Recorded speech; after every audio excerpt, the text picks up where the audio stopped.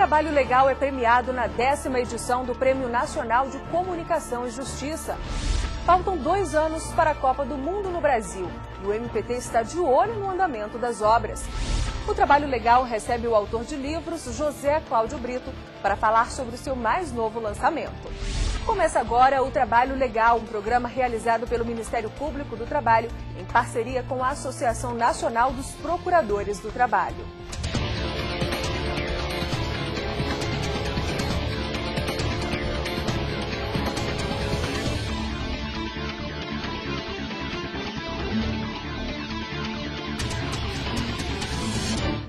O Ministério Público do Trabalho é destaque em prêmio dedicado aos principais trabalhos do Judiciário brasileiro. O MPT levou 2 estatuetas no Prêmio Nacional de Comunicação e Justiça e o Trabalho Legal ganhou a categoria Júri Popular, com a especial Força Tarefa Jural, exibido em julho do ano passado. É do Ministério Público do Trabalho. Ganhou o Prêmio Júri Popular com o projeto Força Tarefa Usina Giral. O Prêmio Júri Popular foi entregue pelo presidente do Fórum Nacional de Comunicação e Justiça.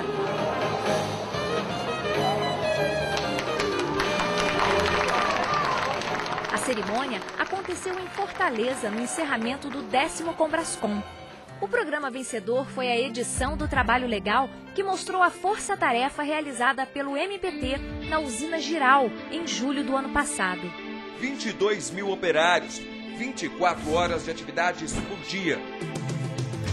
Procuradores do trabalho de várias partes do país reunidos em um só lugar, Usina Giral, em Rondônia. Mais de 30 frentes de serviços vistoriados. Acompanhe com os olhos da lei a maior força-tarefa feita pelo Ministério Público do Trabalho. Irregularidades encontradas e solucionadas.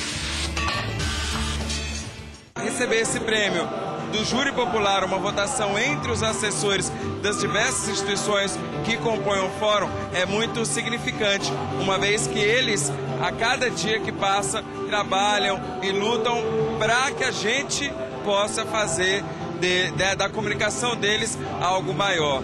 Então é um reconhecimento pleno de uma atividade que a gente tem que continuar, né? Isso é só o começo, Força Giral é só o começo de uma tarefa árdua e que a gente precisa trazer para a sociedade aquilo que ela espera, que é uma resposta das instituições públicas. Na mesma noite, o Ministério Público do Trabalho também foi vencedor da categoria Campanha de Comunicação Publicitária, com peça produzida por Giza Veiga no MPT da Paraíba. Essa campanha em especial assim, foi muito bacana lá na PRT13, porque esse filme é parte de uma campanha ampla contra a exploração sexual infantil, que envolve parcerias com a Prefeitura, com a Infraero, com o Governo do Estado. É uma campanha ampla e esse vídeo é só uma parte dela. Então, assim, foi muito gratificante. Depois de receber os 2 prêmios, a chefe de comunicação do Ministério Público do Trabalho comentou a importância do reconhecimento. Esse é o reconhecimento pelo esforço de todos os assessores de imprensa do MPT. É um pessoal aguerrido, forte, que tem um compromisso enorme com a instituição.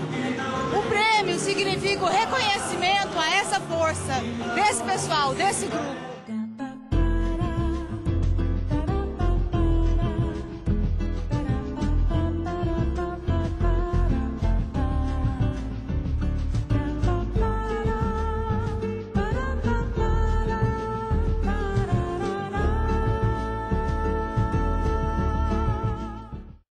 Há 2 anos para o início da Copa do Mundo no Brasil, o Ministério Público intensifica vistorias nos mais de 120 canteiros de obras espalhados pelo país. A repórter Cristiane Meirelles mostra como o Programa Nacional de Acompanhamento das Obras de Construção Civil Pesada, da CODEMAT, atua nas cidades que sediam o Mundial. Há menos de 2 anos para a Copa do Mundo e 1 ano para a Copa das Confederações, o Brasil se prepara para receber turistas de todo o mundo. Isso significa grandes obras em todo o país. Segundo o governo federal, serão gastos mais de 27 bilhões de reais em infraestrutura, o que simboliza um aumento significativo nas mais de 120 obras espalhadas pelo país. Consequentemente, aumentam-se os riscos de acidentes no ambiente de trabalho. O Ministério Público do Trabalho vem realizando diversas fiscalizações nas obras da Copa do Mundo. Segundo o MPT, acompanhar de perto diminui o risco de acidentes. Em Brasília, um grupo formado pelo Ministério Público do Trabalho e Ministério do Trabalho fiscalizou o canteiro de obras do Estádio Nacional, depois de um acidente que causou a morte de um operário. O trabalhador caiu de uma altura de 30 metros e morreu na hora. Outro acidente no ginásio que fica ao lado do estádio deixou um operário gravemente ferido. A ideia é garantir segurança 100%, né? A segurança total, de acordo com a normatização e com toda uma sensibilização para essa situação. Nós já vimos várias irregularidades aqui na obra, né? E isso tudo também vai ser somado a essa questão do acidente ocorrido e o MPT vai cobrar da empresa essas correções. A Coordenadoria Nacional de Defesa do Meio Ambiente de Trabalho, a CODEMAT, criou o Programa Nacional de Acompanhamento de Obras na Construção Civil Pesada, decorrentes da Copa do Mundo e das Olimpíadas no Brasil. O programa inspeciona construções civis com o objetivo de prevenir, reduzir e eliminar os acidentes, doenças e mortes, no que se refere às obras que ocorrerão no país até 2016. O Ministério Público do Trabalho costuma e se preocupa em acompanhar de forma presente todas essas obras no Brasil inteiro, onde se destaca eventualmente as obras específicas da Copa do Mundo. Essa é uma preocupação do Ministério Público do Trabalho de forma nacional, que se polariza através dos seus estados, através dos colegas que estão nas procuradorias regionais em cada estado da federação. Outra meta do projeto da CODEMAT é a geração de empregos de qualidade, incentivando a melhoria no ambiente e na saúde do trabalhador. Esse é um projeto organizado nacionalmente que tem basicamente dois focos de atuação. No primeiro momento, uma área preventiva, onde se verifica a situação de trabalho desses trabalhadores em relação à saúde e segurança, onde se procura inclusive orientar as grandes empresas a fazer uma gestão eficiente das condições de saúde e segurança. No segundo momento, caso haja necessidade, verifique que essa fase de prevenção não teve sua adequação efetiva, se há um momento de repressão, com ajuizamento de ações judiciais em face dessas grandes obras, com o objetivo de regularizar as condições de trabalho.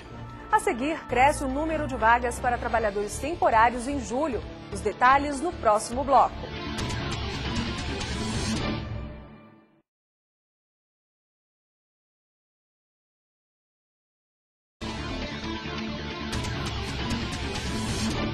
Julho é mês de férias escolares. O aumento da movimentação no comércio faz crescer o número de vagas temporárias. Mas você sabe quais são os direitos desses trabalhadores e como o MPT atua para garanti-los? Em Feira de Santana, na Bahia, até o carnaval fora de época foi alvo de ação do MPT. Hoje, Ari trabalha em cargo de chefia, mas nem sempre foi assim.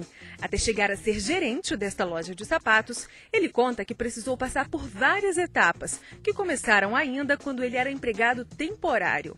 Você tem que saber o que realmente o cliente quer, né? Saber suas reais necessidades. Também fiz alguns cursos profissionalizantes para melhorar o currículo também. O trabalho temporário está regulamentado em lei e foi pensado para atender às demandas das empresas, principalmente nos casos de substituições rápidas por motivos de férias ou licença médica, por exemplo. As vagas temporárias são responsáveis também por aquecer o comércio em épocas festivas.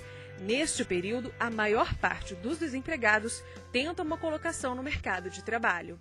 Eu corri atrás mesmo, porque no caso, quando você é chamado, se você mostrar o gás dentro da empresa, você pode ser efetivado. Acho que é uma chance de conseguir emprego. É porque é a fase melhor para estar empregada. Já é bom que já fica contratado, né? Já para de ser temporário e já fica fechado mesmo. Segundo dados do Ministério do Trabalho e Emprego, mais de 1.500 empresas brasileiras são responsáveis por fazer o recrutamento de trabalhadores temporários.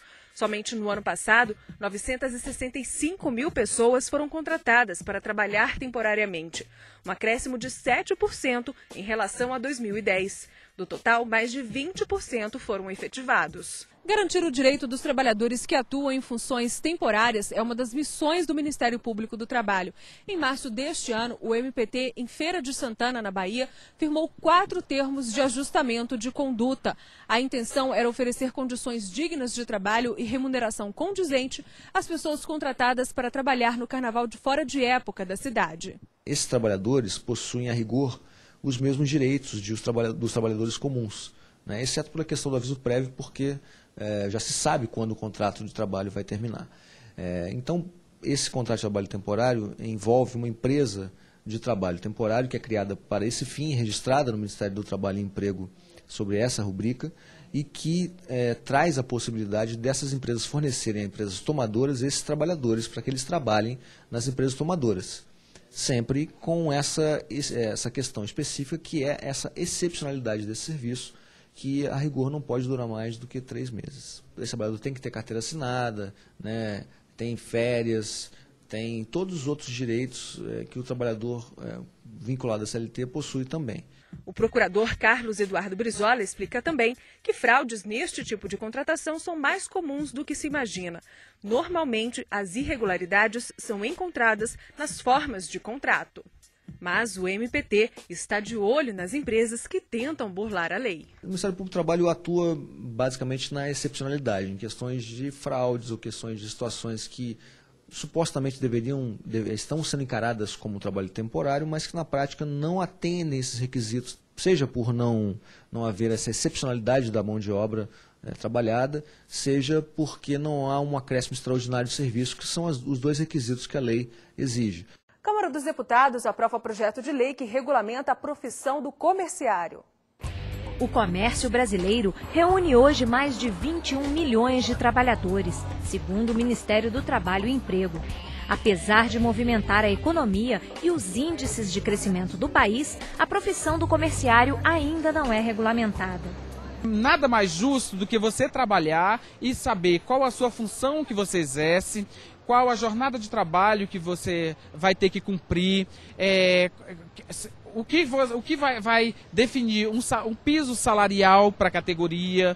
Então, é uma série de coisas que vêm para beneficiar o trabalhador. Tudo que é produzido no país, ele passa da mão do vendedor, da mão do comerciário, para ser transformado em dinheiro. E ainda nós não temos regulamentação. Mas essa situação pode mudar, com o projeto de lei 3592, que propõe regulamentar a profissão do comerciário. Depois de 5 anos tramitando no Congresso, foi finalmente aprovado, causando euforia entre os representantes dos trabalhadores. Está aprovado.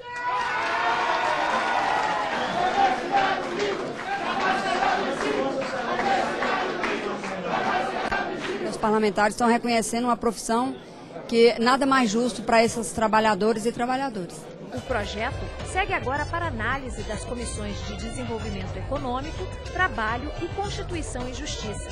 Se não sofrer alterações, passa para a sanção presidencial. O Ministério Público do Trabalho, como todos os entes federativos que representam na Justiça do Trabalho essas conquistas, são amigos nossos, são parceiros, eu diria uma convenção do bom sentido de aprovação de leis que aprovam e que protegem o mundo do trabalho. Foi realizado em Brasília um seminário para discutir o trabalho decente no Brasil. Representantes das instituições envolvidas com a causa, entre elas o Ministério Público do Trabalho, falaram sobre os avanços na contratação de jovens e deficientes. Para o Procurador-Geral do Trabalho, Luiz Camargo, apesar das conquistas, ainda há muito que avançar. Nós precisamos trabalhar, poder público e sociedade civil, para garantir que tanto os jovens quanto as pessoas com deficiência tenham acesso ao mercado de trabalho, ou seja, é imprescindível que se adote uma política de inclusão social. Os resultados do seminário vão fazer parte de um documento que será apresentado na Conferência Nacional de Emprego e Trabalho Decente, que será realizado em agosto.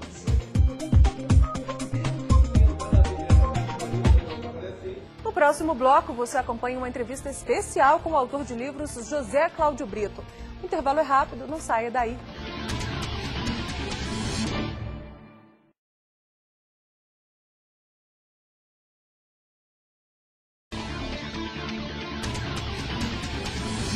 O Trabalho Legal desta semana recebe o Procurador do Trabalho, Dr. José Cláudio Brito, autor do livro Ações Afirmativas, lançado pela editora LTR. Muito obrigado, doutor, pela participação do senhor no nosso programa. Doutor, no livro o senhor discute várias formas, de ações afirmativas. Qual seria a importância da efetividade de um programa de ações afirmativas? As ações afirmativas elas são um instrumento, isso é importante ressaltar, para possibilitar a melhor distribuição dos bens entre os indivíduos da sociedade. Então, os programas eles têm que ser pensados exatamente dessa forma, como um instrumento que possibilita que essa distribuição justa ocorra. E o senhor faz uma relação, né, teórica, uma análise teórica justamente dessa justiça distributiva. Como que se dá isso no livro? A sustentação teórica do livro é feita em cima de dois teóricos americanos, John Rawls e Ronald Dworkin. John Rawls é o autor da concepção contemporânea de justiça distributiva e que é adotado hoje em dia em qualquer democracia, de que o Estado é obrigado a proporcionar um mínimo de bem-estar, até material, para todos os cidadãos. Tá? E as ações afirmativas, então, elas vêm dentro dessa noção. Então, elas servem para proporcionar o que nós chamamos de justiça distributiva. Como que a gente consegue perceber no Brasil hoje? Há uma efetividade ou uma carência muito grande dessas ações? O grande problema do Brasil não é uma carência de programas de ação afirmativa, porque nós temos muitos. O que falta, e eu tento discutir isso no livro, é nós fazermos isso com base em critérios que permitam que esses recursos sejam distribuídos adequadamente e não simplesmente distribuídos porque alguém acha que essa é a melhor forma. São dois eixos principais que o senhor trata, educação e trabalho. Como implementar uma ação afirmativa, primeiro, na educação? A educação é o bem social por excelência, ao lado da saúde. Quer dizer, o sujeito que tem possibilidade de adquirir conhecimento, ele tem condições de melhor cumprir o seu plano de vida. Porque, na verdade, o que a gente está discutindo aqui é criar condições do sujeito cumprir as metas que ele mesmo estabelece para ele. E a educação é o melhor caminho. Né? E as ações afirmativas no ensino, principalmente no ensino superior, elas têm sido utilizadas no mundo todo a partir da experiência americana. No Brasil não é diferente. O que tem havido no Brasil, eu discuto no livro, é a adoção dessas experiências sem as salvaguardas necessárias para que esses recursos não sejam perdidos. A educação ela forma trabalhadores, então seria isso o envolvimento do Ministério Público do Trabalho, já que é um ramo, né, a educação que não é, o MPT não é muito atuante, tem muita competência dentro da educação, mas desse pressuposto sim, que uma vez que a educação forma trabalhadores? Sim, ela prepara o indivíduo para que ele possa exercer todas as atividades da vida. Entre elas, uma que é extremamente importante, que é o trabalho. Né? Até porque a maior parte das pessoas vive do resultado do seu próprio esforço, do seu trabalho.